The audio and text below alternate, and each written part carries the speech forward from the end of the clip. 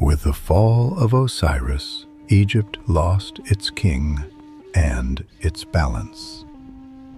For 80 years, even the gods could not decide who should rule. The council was divided.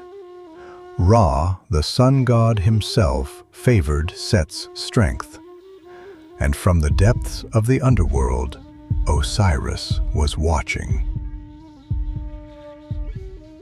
Before Horus stood before the gods, he was a child born into chaos. His father had been dismembered, his kingdom stolen, his name nearly erased. But Egypt does not forget its rightful heir, and neither did Horus. In ancient Egyptian belief, the world was a fragile balance between two forces: Ma'at, order; Isfet, chaos. Osiris represented order. Set embodied chaos. When Set murdered Osiris and scattered his body across Egypt, it was not only a crime, it was a cosmic imbalance, and the restoration of that balance would fall to a child. Isis gathered the pieces of Osiris. She resurrected him, briefly, long enough to conceive a son. Horus was born of death. From the moment he entered the world, Set wanted him destroyed. Poisoned serpents were sent into the marshes. Wild beasts stalked the reeds. Even sickness was believed to be Set's attempt to kill the boy. Isis protected him with spells, with ancient words of power. Horus did not grow up innocent. He grew up hunted. Horus was depicted as a falcon, not by accident. The falcon sees from above. It watches, it waits. Horus was patience before he was power. And when he finally returned to claim the throne, he did not rush into blind revenge. He demanded judgment. The gods assembled. Ra presided. The question was simple. Who should rule Egypt? The brother who held power, or the son who inherited it by blood? But this was no simple trial. Set argued that strength determines kingship. Horus argued that rightful lineage determines order. This debate would last, in myth, for 80 years. 80 years of trials. They did not fight only once.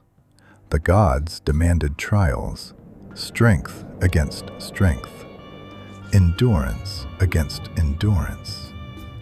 They raced as hippopotamuses in the Nile, diving into the depths, each trying to remain submerged longer than the other. They battled as men, they attacked as animals. But these were not simple contests. Isis intervened more than once, disguising herself, bending outcomes, ensuring her son survived each test. Set, in turn, sought not only victory, but humiliation. The throne had become a weapon. In one encounter, Set struck with brutal precision, and Horus fell. His left eye was torn from him. Not merely a wound, but an attempt to blind the future king. In another trial, Horus answered with equal force, stripping Set of his pride.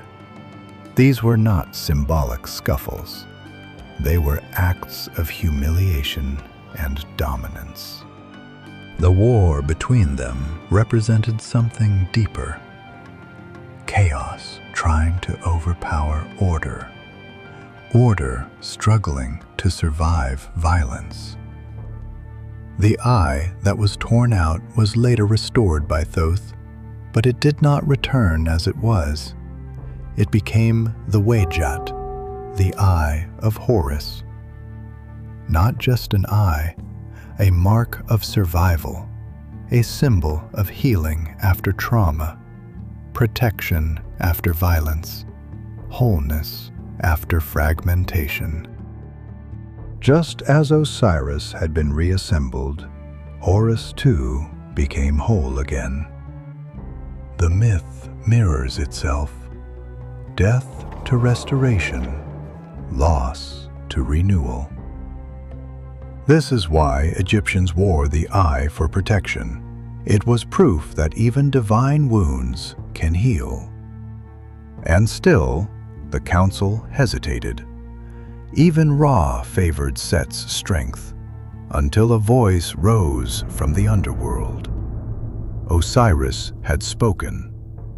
If his son was denied the throne, the gates of the afterlife would close. The dead would have no ruler. The balance of existence itself would fracture.